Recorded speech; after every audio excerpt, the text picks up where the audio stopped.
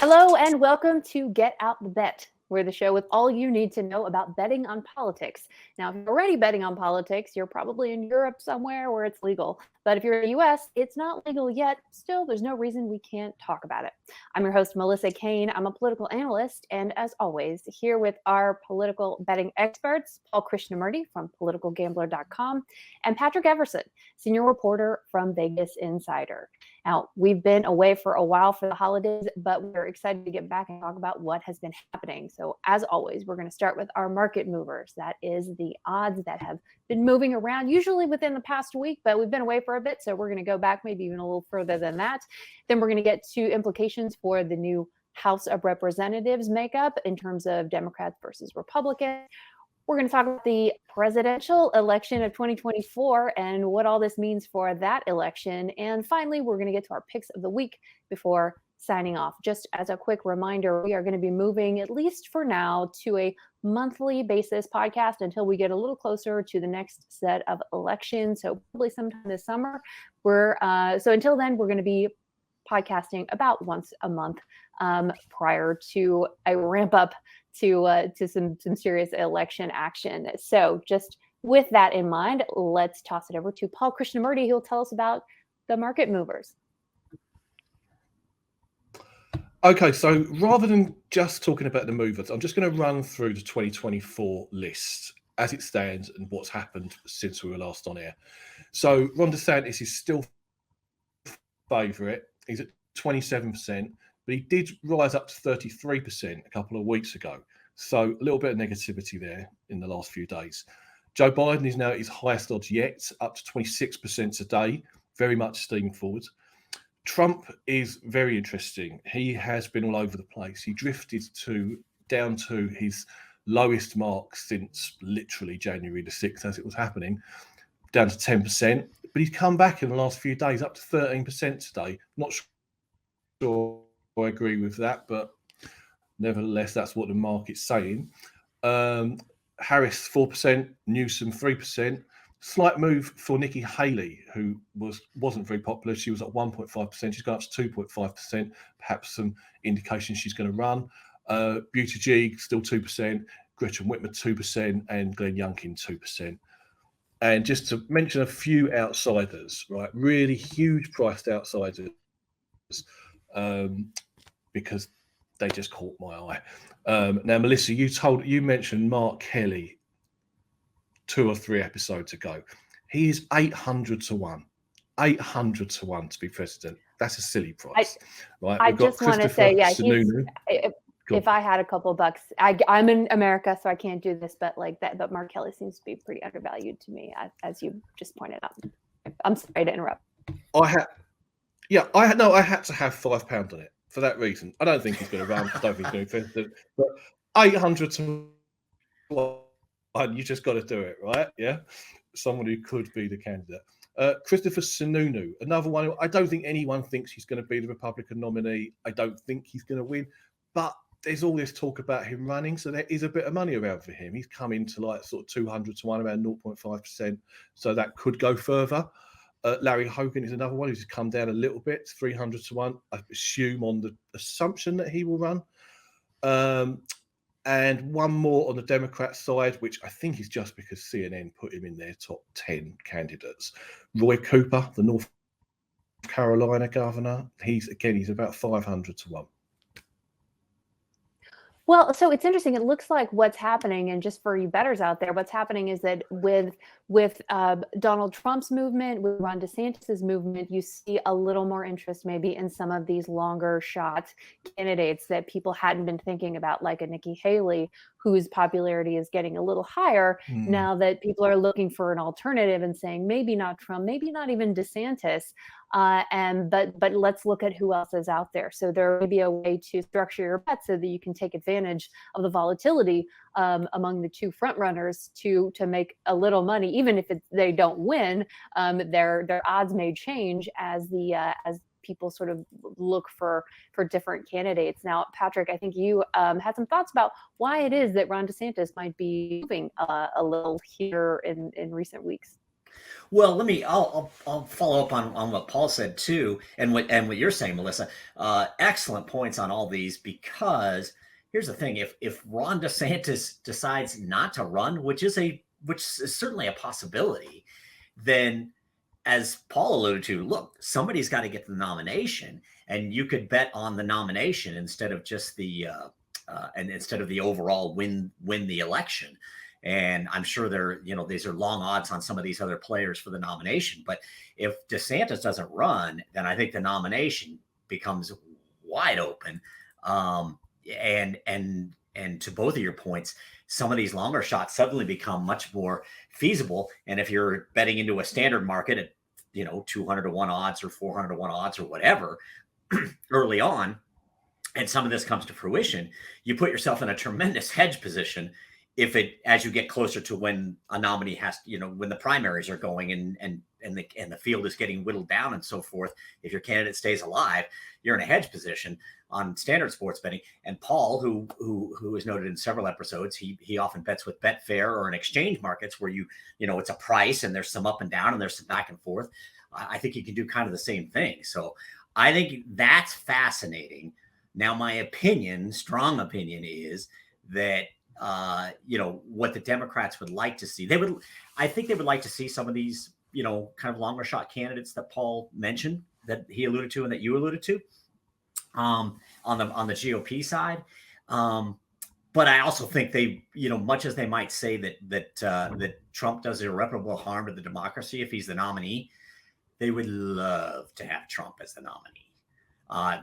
Most of the mainstream media and Democrat politicians, that's what they would like. And if you want proof of that, and I'll wrap with this and we'll move forward, but in just the past week, I saw this: the Washington Post, the New York Times, the New Yorker, all have had articles going on offense against Ron DeSantis. And California Governor Gavin Newsom has come out against Ron DeSantis, and Donald Trump's surrogates are coming out against Ron DeSantis. And there's a saying, if you're taking flack, a war saying, if you're taking flack, you're over the target. DeSantis is taking all kinds of flack, and nobody else is really taking that kind of flack, to the point where even some are saying, there are articles like, why Ron DeSantis would be even worse than Donald Trump. I mean, those are out there. It's interesting. Well, I mean, this is why it's a risk backing him now, because this is the classic front runner syndrome. It is hard to be a front runner for that long. If you're out there in front, everybody's going to take shots at you. I mean, one of the best bets I could ever remember having in politics was opposing Jeb Bush for this reason. Jeb Bush was so clear favourite for like 2 years that you knew everyone is just lining this up, and nobody else got any attention. I'm not saying DeSantis won't win the nomination. I do think he's a hot favourite. I'd much rather bet on him than Trump. But the odds are short considering how long there is to go. Right. There's just a long way to go. And it seems like he should just, you even mentioned this before in previous, 2 or 3 podcasts ago, I think, Paul, but yeah, he needs, the more he stays out of the way and just lets Trump do Trumpy things, the better off he probably is ultimately. But there's just still so far to go. And it's so hard to be a front runner forever. Everybody, just like you said, everybody's going to line up. And if this turns into a 2016 where there are 10, 12, 14 people in the field come the beginning of primary season and so forth, or the debates, etc. Wow, it's going to be the kind of thing we all love. It's going to be incredible political theater, but it's going to be an absolute mess.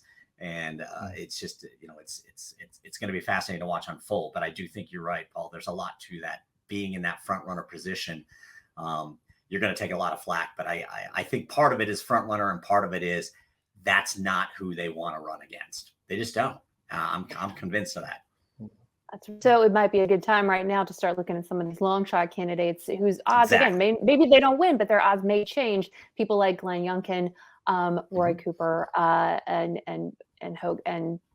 Paul Hogan. Etc. So those are folks to look at, again, whose odds may just go up, since we're going to be seeing a lot more potentially target practice with Ron DeSantis by various media outlets. Now, I have to say, moving on, I did have dinner with a couple friends from England the other night, and they were telling me that they were so thrilled with the United States for taking the heat off of their own political woes by having our speakership fight. They were absolutely giddy and very appreciative that their prime minister situation has been effectively knocked off the headlines by the 15 rounds of voting in the House of Representatives. And so I just wanted to throw out the topic of Republicans controlling the House. What does that mean? What can we look for in terms of its implications for various elections or other ways and lines of betting and viewing what we can expect? Do you think there'll be a line on the debt ceiling being raised or anything like that? Or are we still just going to stick to the elections? I don't think there will be any markets on that. Not in the UK. There will be in the global market. There will definitely be some stuff around on the debt ceiling when that showdown happens. But to me, look, the big picture is 2024, right? That's going to be, a multi-billion-dollar market, and that's where the implications are. That I think that the standoff last week was just another hammer blow from what happened in November. The result in November was so bad for them in that, look, when you look at it in detail, it should have been a standard midterm result. The Democrat turnout was depressed, right? And yet they've ended up keeping the Senate, and they've ended up only losing the House narrowly. And losing the House narrowly is a blessing in disguise, because what that means is we're now going to have 2 years of a contrast between a president getting things done, opening bridges, lowering drug costs or whatever, getting inflation looks like it's going to fall sharply. And on the other hand, a chaotic and divided party controlling the House that are just obstructing things. And their most toxic candidates, people like Lauren Boebert, right, who only won her own easy, safe seat by 500 votes, right, front and centre in the media. I think it's a catastrophe. And then you move forward to what this is actually going to mean. Well, the debt ceiling is, look, the only people who should want that are America's enemies. That would bring down America's place in the world, right? It would cause a financial crash. And the reason that Russian-backed and Saudi-backed candidates are supporting that is because they want to bring America down, right? And I think that there will be enough sensible Republicans to stop it, right? But that's going to cause further division. We're going to have the same thing over Ukraine funding, right? Where those people are going to, there's more chance of that being cut because they'll probably get a few Democrats as well on board, right? But again, it would massively damage America's place in the world. I don't know if that would have an electoral impact, but I think the debt ceiling will. You're going to have, it looks like you're going to have a special election in New York 03 for George Santos. Again, George Santos, he's going to be as toxic as Lauren Boebert, a guy who's got in on a really straightforward pack of lies. And there's now probably going to be a high-profile special election on that will result in the Republican small majority being cut by one more. How do you terrible news just to step in there? How do you see Santos being removed? Do you think that the House will vote to remove him? Well, today the Republicans in Nassau County, the leadership of that has all called for him to stand down. So I think grassroots pressure. So. Okay. I think they said that will ruin our chances in this seat long term if we keep him. Right, but that also would require him to have a modicum of shame, and I think I'm not sure that that's going to be. That's going to be maybe the case. It takes a 2/3 vote in the House to remove someone who's been duly elected. So, and I'm not saying that can't happen, but I'm not sure he's going to willingly give up his 15 minutes here. Okay, but then it's a two-way choice. They either have a special election that they lose, or this incredibly toxic candidate who, his story is so newsworthy. You don't have to be interested in politics on any great level to know this is just, this makes, this puts Trump stuff into the shade, right? It's incredible, and they don't need that. It is Republicans do amazing. not need those sorts of headlines, right? Also, I would also just say one consequence of all of this chaos in the House is this is great news for governors, for DeSantis, for Nikki Haley, someone who's not in Washington, because that will be the takeaway. In 2 years, Washington will have an even worse reputation, and you want to be as far away from that as possible.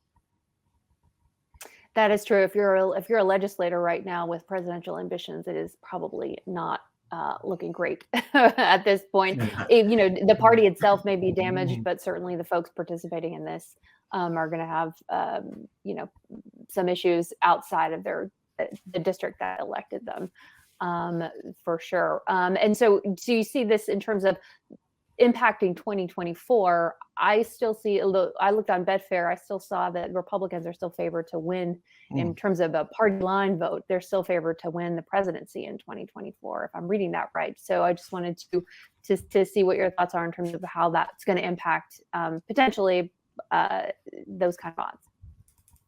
Well, I think it's now, I from being quite skeptical about the Democrats winning in 2024, I think it's a great bet now. And I'm looking at some of the polls out this week where we see DeSantis tied with Biden in 2. Both polls showing exactly the same thing, 43-43, 42-42, and Trump losing by 3 or 4. These are abysmal polls. It's reminiscent of what's happening before the midterms, where you get that inevitable block of undecideds, of people who are dissatisfied. I mean, you've got a president with 43% approval rating. That's not good, right? And in that situation, ahead of time, ahead of the election, the opposition should be miles in front, right? And yet it strikes me that what we're seeing here is the Republicans doubling down on their base, on their hardcore supporters who we know will turn out. I mean, we know that even with the worst candidate in history, they would get 46% of the vote in a general election, as would the Democrats, right? Elections are decided by that other 8%. And all the recent evidence is that other 8% are rejecting the Republicans in this form. Doesn't mean they're Democrats, doesn't mean they're happy with everything the Democrats are doing, but they're going to reject Trumpism, MAGA, and all that goes with it. Well, and Patrick, I mean, what do you think about? I mean, we've got a couple of things happening right now. I mean, Biden is definitely going to be, in the crosshairs here, as to your point, all the Republicans know that they may catch some flack for some of the things that are happening, so they're definitely going to be looking to dethrone President Biden, and that means going after him for these documents that have been found. And also going after his son and his very, I will say, very questionable, some questionable stuff on the Hunter Biden front. And so do you think that will make a dent, or is that just more, you think the public will regard that as more just sort of noise? I don't know. It seems like, if I had to guess, a lot of people would see a lot of this stuff as very inside baseball-y. However, if you're going to see it as very inside baseball-y, then you need to call balls and strikes the same on both sides of that issue. Without going any further than that, I think the better point, and I think you and Paul have made it, is that it does make it more difficult. If you're if you're in Congress and you're thinking of a presidential run, these next couple of years are not going to make you look, really any better. It's going to be much harder. You're going to be looking more to these outsiders. It really is advantageous for governors or a Nikki Haley or somebody like that if you're on the GOP side. And like I mentioned earlier, I think the more that DeSantis stays out of that fray and focuses on Florida, which, by the way, he won by almost 20 points. He won a purported swing state by 20 points. I don't know that there was that you could point to anybody else who was in the midterms there, or even in 2020 for that matter, who posted a more impressive victory. I don't think the projection was that he was going to win by 20 points. So I think the more he focuses on the job that he needs to do right now and stay as removed from that Washington, D.C. fray as possible, and this goes for everybody, the better off they'll be, because to Paul's point, it's going to be chaotic these next couple of years. It could be very messy.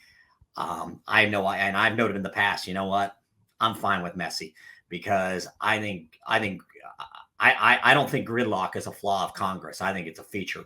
I think the less Congress can impact everyday Americans every single day, that's a good thing, not a bad thing. I mean, if it's difficult to get some things done, I think that's all right. I think it should be difficult. Things should be deliberated at length. Debate should be waged, but it is going to damage somebody's product, somebody's, ability, somebody's reputation. If that's the way these things go, and it's inevitable.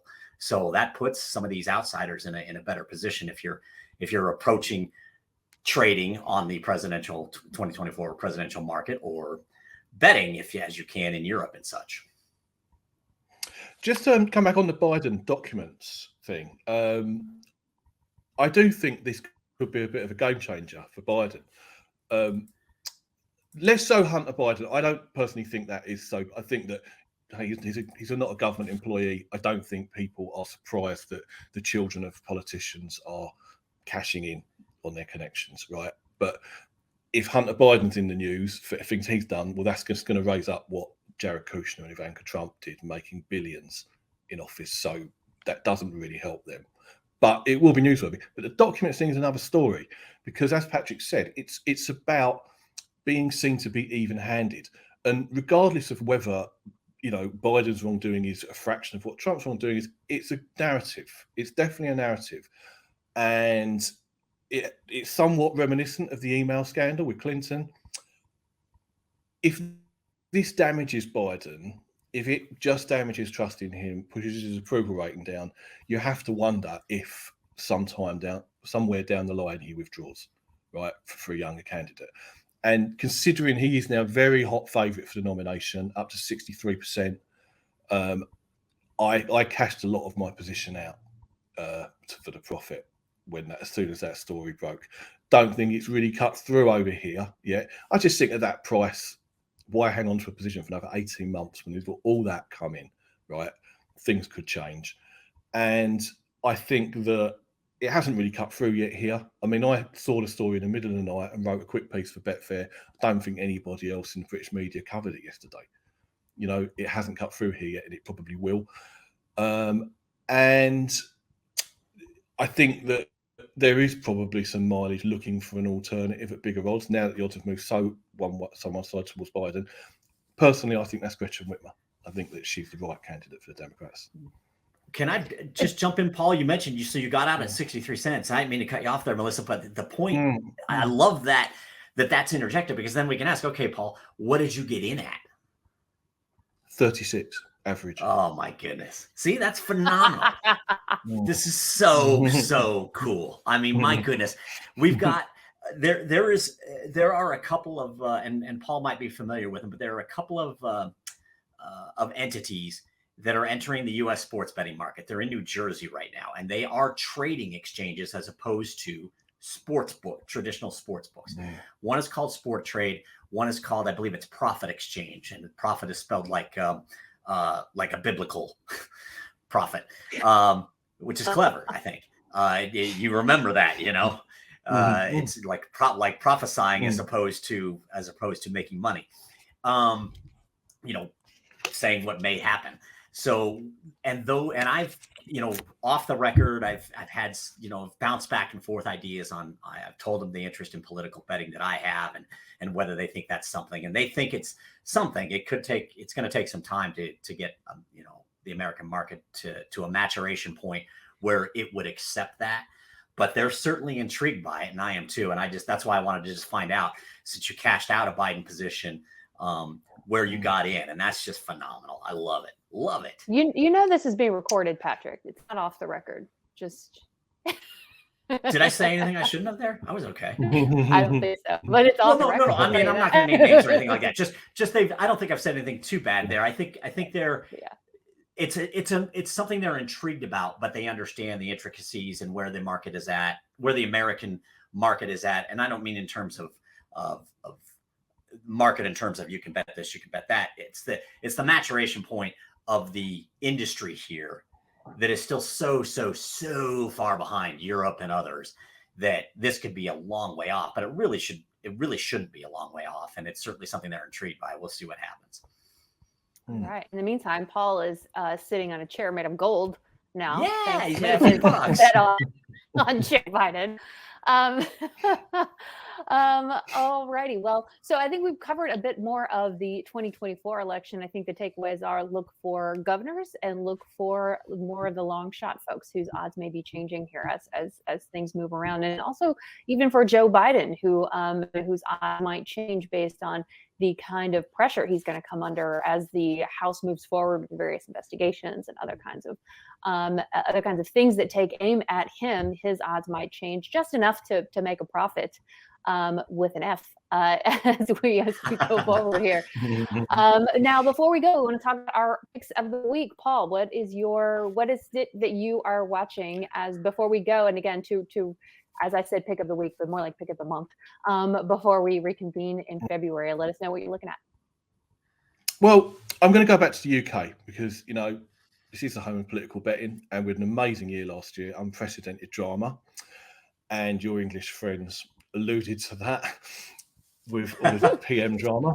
Well, I think there's more to come, and so I think that as much as we haven't got a big election set this year, I do think we'll see more drama. And again, actually, really, there are a lot of parallels to be drawn with what's happened in the last 20, 25 years in America with Republicans here, in that the Conservative Party now seems fundamentally divided. There's an election maximum 22 months away. It could come at any point, but they're a long way behind. Rishi Sunak is the Prime Minister. Now, amongst Conservatives, and I think people who watch it seriously, there's an understanding that Sunak was behind the downfall of Boris Johnson, right? He lacks, and his people were definitely behind that. He lacked legitimacy with the membership because he lost a vote to Liz Truss, and he was polled as losing to all the other candidates, right? And then he's ended up becoming Prime Minister through being the MP selecting him and not referring it to the membership as the party rules would demand. Consequently, there is a new organisation, a grassroots Tory democracy group started, and they're going to have big problems with selections for candidacies, and they're going to agitate, and they want Boris Johnson back. Now, Boris Johnson clearly wants to come back, and he's eyeing up an easier seat to win. But he has an appearance before the Privileges Committee in the House of Commons coming up, which could effectively finish him because they have to rule on to what extent he broke the ministerial code when he lied to Parliament over parties in Downing Street during COVID. Now, that ruling is really important. I'm quite sure Sunak's people would want to ensure that he is taken out. But if he's not taken out, then I think there will be definitely a move. And, one of his key allies, Nadine Dorries, is writing a book called The Political Assassination of Boris Johnson that's out this autumn. So expect more drama on that front. And there's one betting market that's interesting on that front at the moment in Britain. Like Johnson is given a 10% chance of being Conservative leader at the next general election, 90% no. If they don't take him out, I think he will be, because I think that the membership love him. And if Sunak's going to lose anyway, why would they support him? Why would they support someone who's going to lose by 20%? They'd rather at least take a chance on the guy who has won in the past, at least. Interesting. So now a third member or entity to the party there, to actually, party is probably not the right word, but to the elections there, which is interesting because it is something that we're seeing in the U.S. as well, of course, with fracturing. It's very much like the Tea Party. Mm-hmm. It's very reminiscent what's happened to the Conservative Party to the Tea Party kind of evolution. It's going to be very hard to now be a candidate who is not on a particular wing with particular issues, particularly regarding immigration. Righty. Okay. All right. So Patrick, what is your thought of the month? Pick of the month? Well, I'll tell you. First off, the British stuff is fascinating, and the point there at the end about Boris Johnson resuming his leader, that's just I mean, look, if you take yes, you're getting it at a very good low number, right, Paul? That's the idea. Yeah. If you consider doing that, and you may not be able to, you may not get the opportunity to turn it around the way you did with your Biden options, which is great, but that's just definitely fascinating stuff. I would say, just amending a little bit of what I was thinking pre-show, but to reiterate, I think the two of you made great points, and on some of these outsiders and some of these longer shots being worth it to at least consider in nominee markets, like the GOP nominee and so forth, and potentially even the Democratic nominee in the event that that Biden does not run for whatever reason.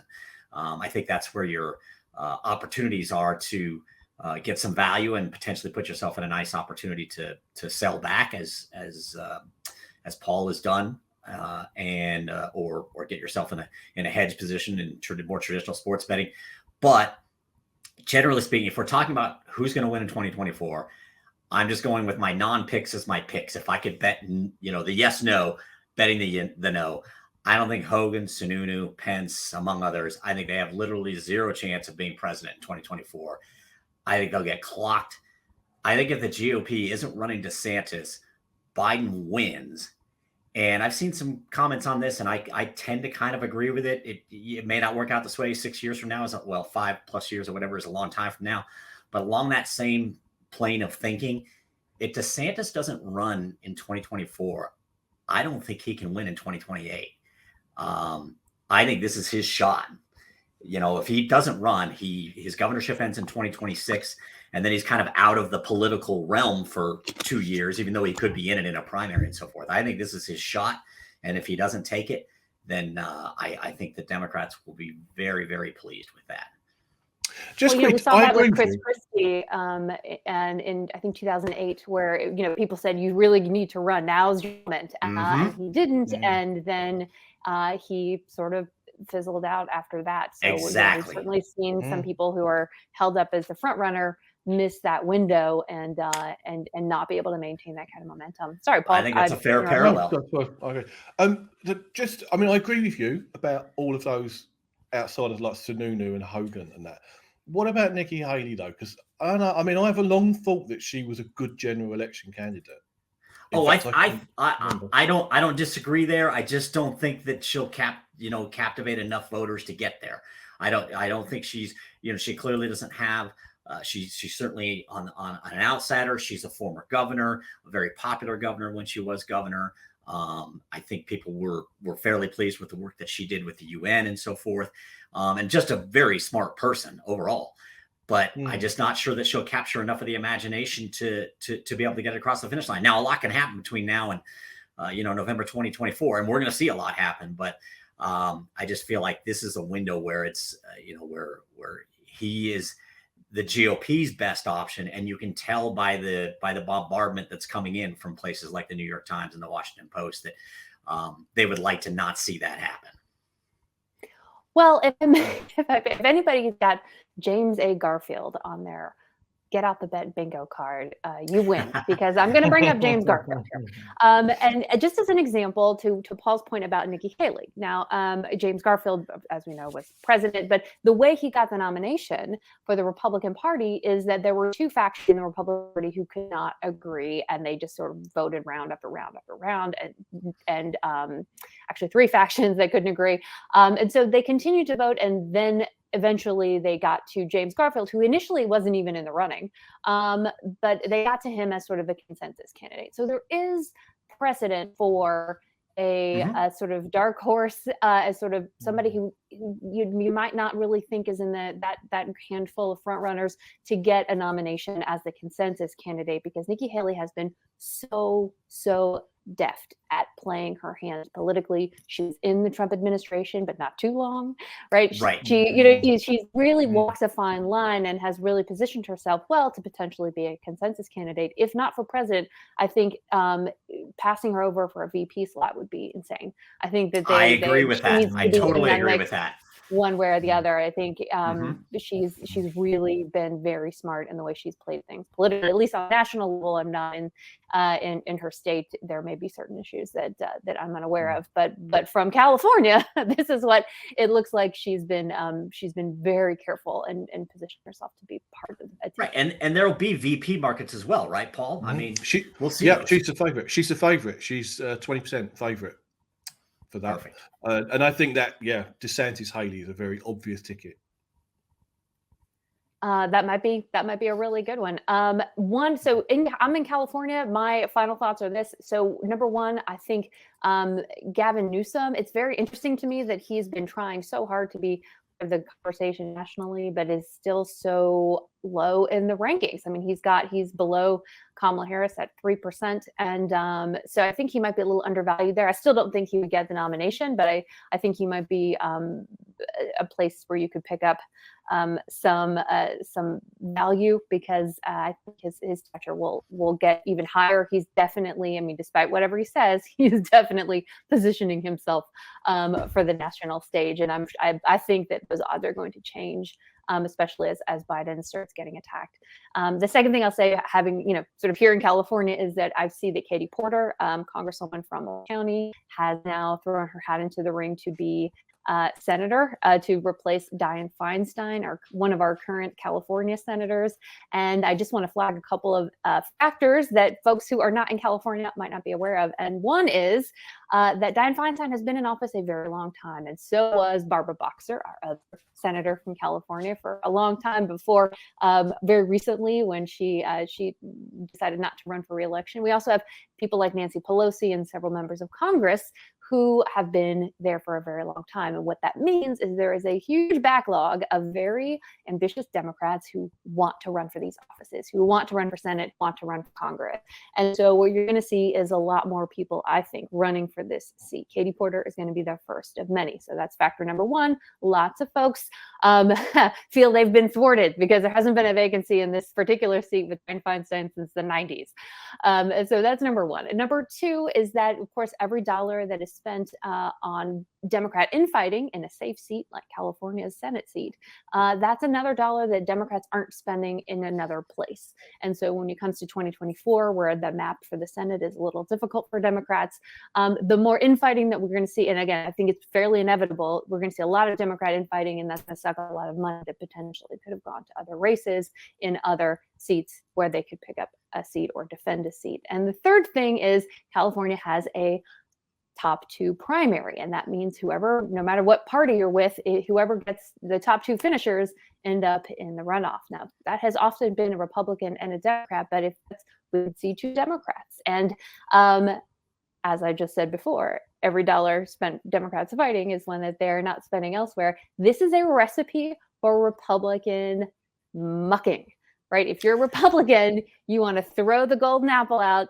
that says to the fairest and watch Democrats fight over it. There's probably going to be a lot of puppet campaigns, a lot of dark money, a lot of these 501c3 organizations that are, that don't have to report their donors, who have every incentive to spend a little bit of money to cause a problem in California and then watch Democrats fight each other to both bruise each other politically, but also to make each other spend money. So just as you're watching these things happen in terms of the California Senate race, understand there's going to be a lot of folks.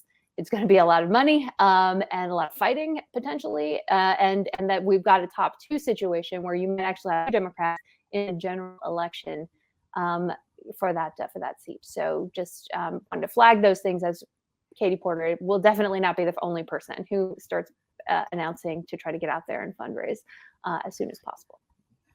Okay, I've got very mixed emotions about you bringing this up this week, because I have asked a bookmaker to price me up Katie Porter for 2028 for president, and I just got to hope they don't watch this podcast before they go give me my bet.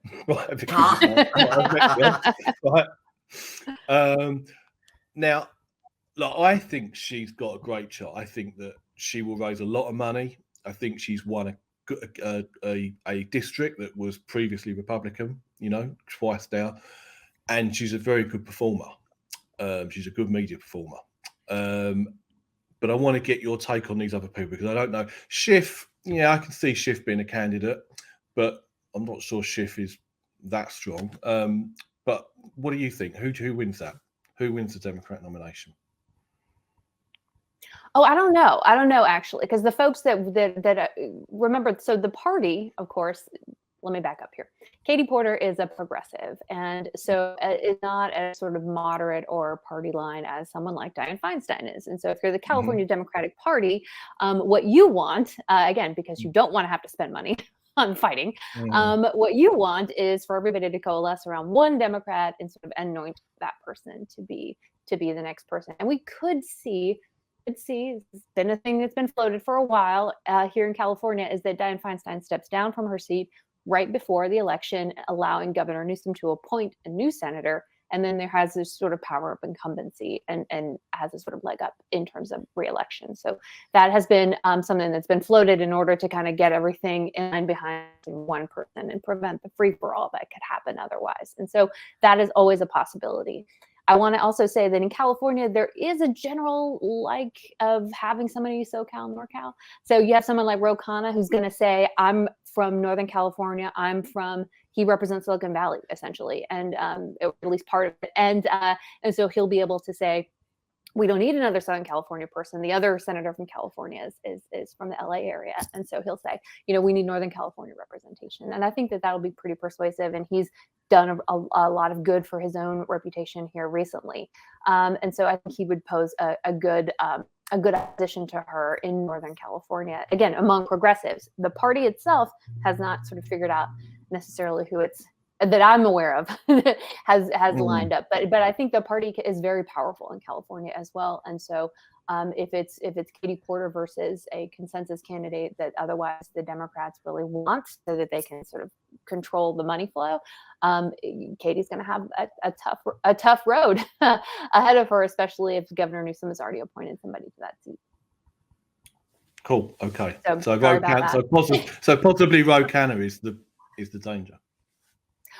Again, among progressives, and we could definitely split up. I mean, they're very, he and Katie Porter's politics are very similar. And so if he were to jump in, they would be going after similar donors and similar voters. And so he would, I think, not, it would mean she's not, the whole field to the left of the party is not ceded to her, right? Somebody like Ro Khanna jumps in and he puts up a fight on the sort of left wing of the party. Barbara Lee has been trying to put herself into the mix for a while, but she's she's almost as old as Dianne Feinstein is, and I think that there's a real need, a real sense of like, let's get somebody younger in there so that they can be longer and get the kind of gravitas that Dianne Feinstein's been able to amass over the years.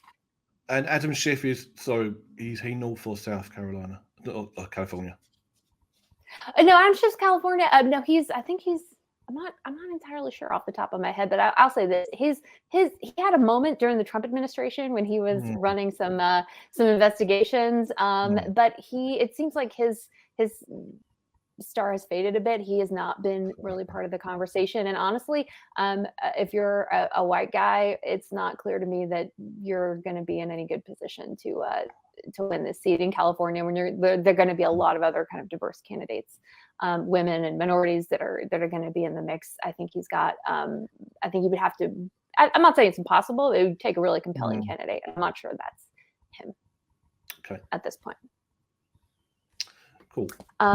So we got a good dose of California there. There we go. Sorry, I mean to make, but it's okay. No, there's a lot that goes on here that's because it's so big and there's such a long history with Dianne Feinstein. I just want to throw out some factors, for what we're going to, potentially see, especially that top two. I think that would be very interesting. We've only seen a couple of inter-party top twos, even though we've had it for quite a while. We've had the system for quite a while, and other states are looking to potentially implement it. And I love it personally. I think it does yield more responsive politicians, but having a top two, like a Dem on Dem Senate general election would be really interesting and fun, and I think something that other states would look to and say maybe this is a good idea, which I think would be good. Alrighty. Well, that is our show for the month of January. We're going to be back next month with some more insights. Thanks for listening. And don't forget to send us your questions at VegasInsider@bettercollective.com. As a reminder, betting on politics is not permitted in the U.S. and even in some places in Europe.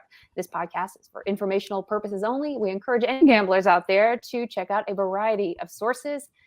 Have a wonderful rest of the month, and we'll see you here back in February. Thanks.